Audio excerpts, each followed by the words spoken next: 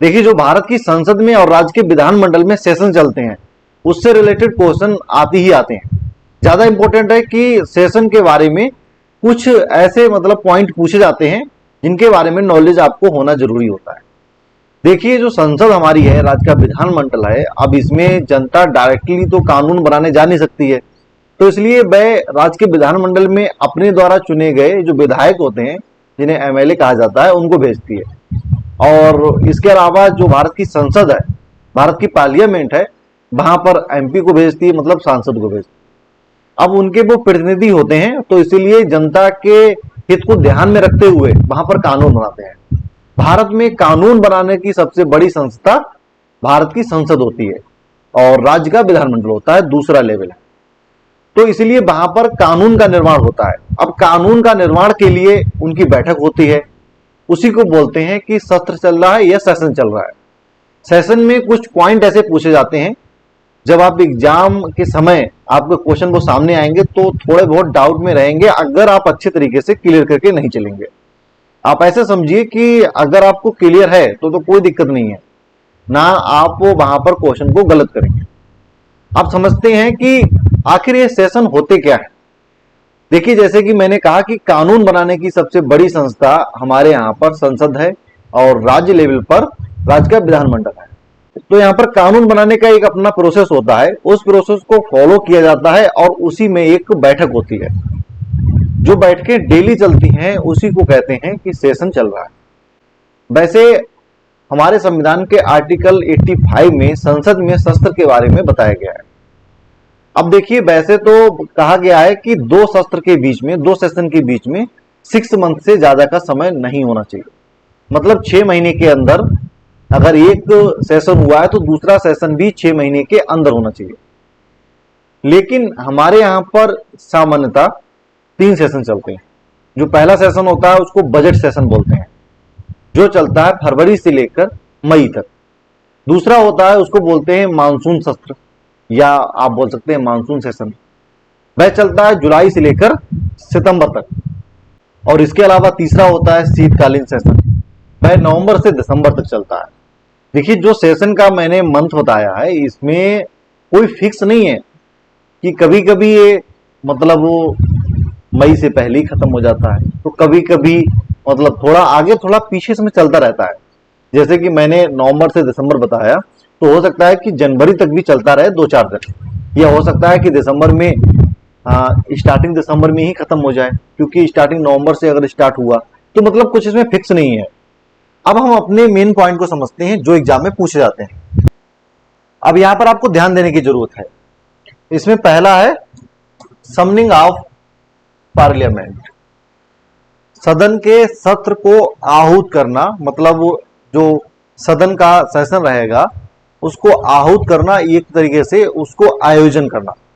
अब देखिए, इसमें कुछ पॉइंट हैं कि ये भारत के प्रेसिडेंट द्वारा किया जाता है, मतलब भारत के राष्ट्रपति के द्वारा किया जाता है, ऐसा भी पॉइंट पूछा जाता है। राष्ट्रपति जो है वो अलग अलग समय पर प्रत्येक सदन के, जैसे कि राज्यसभा हो गया, लोकसभा हो गया, उसके लिए एक समन जारी करते हैं कि आप इस डेट पर मतलब सत्र को, सेशन को आप शुरू करोगे, कि 2 सेशन के बीच 6 माह से ज्यादा का समय नहीं होना चाहिए। मतलब एक साल में कम से कम 2 सेशन तो होनी ही होनी चाहिए। और इसके अलावा जो मैंने आपको बता दिया है कि इसमें हमारे यहाँ पर 3 टाइप के सेशन चलते हैं, जो अलग अलग मैंने आपको बताया, वो भी आपको नोट करके रखें। अब इसके अलावा दूसरा आता है स्थगन। देखिए, स्थगन में क्या होता है कि यह सबसे पहला पॉइंट है, यह मतलब सदन के पीठासीन अधिकारी द्वारा किया जाता है।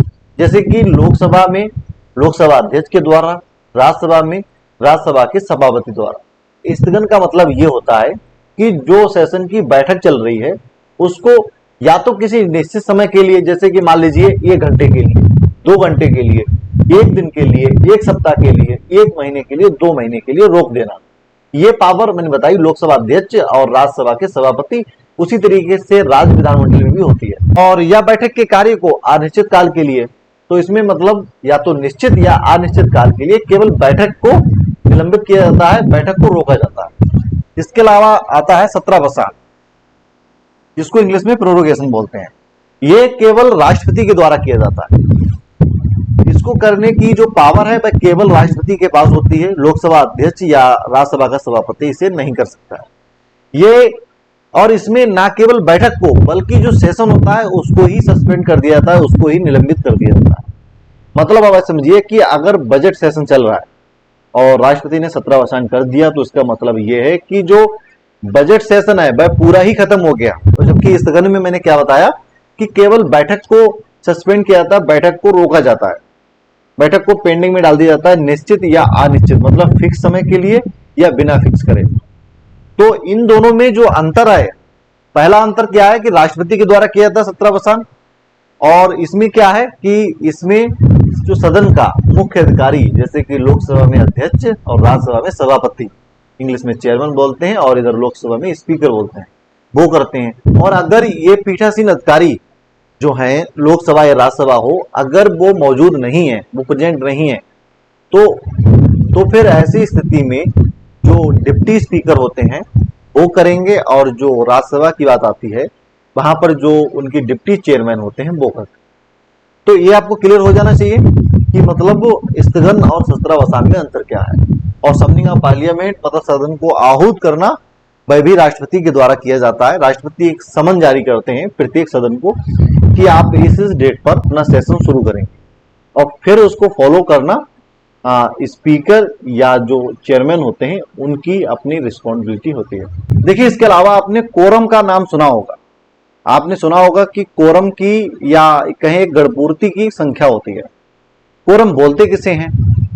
जैसे कि मान लीजिए लोकसभा है, अब लोकसभा में कोई भी कार्य होगा, अब जरूरी तो नहीं है कि लोकसभा में जितने सदस्य हैं, जितने सांसद हैं, वो प्रत्येक दिन उपस्थित ही रहें। हो सकता हो किसी दिन कोई ना आया हो, कोई ना आया, 10, 20, 30 सांसद नहीं उपस्थित हो। तो लेकिन कम से कम ऐसी बात की गई कि कम से कम आखिर क्या संख्या होनी चाहिए जो लोकसभा में अगर कोई भी काम हो रहा है तो वो होना चाहिए। तो वही संख्या निर्धारित की गई है कि टोटल जो उसके सदस्य हैं, टोटल जो सांसद हैं, वह चाहे लोकसभा के हों या राज्यसभा के हों, उनका 10% होना ही चाहिए। तो उसी 10% जो संख्या निर्धारित की गई उसको ही कोरम बोलते हैं। ऐसी राज्यसभा में भी, लोकसभा में 55 है और राज्यसभा में 25 है। तो इसलिए अगर 55 सदस्य भी, 55 सांसद भी लोकसभा में उपस्थित नहीं होंगे तो इसका मतलब यह है कि कोरम मौजूद नहीं है, और कोरम मौजूद नहीं होगी तो वहां पर फिर कोई भी कार्य नहीं हो पाएगा। जिसमें ऐसा प्रावधान किया गया है कि वह कोरम होगा तभी हो पाएगा।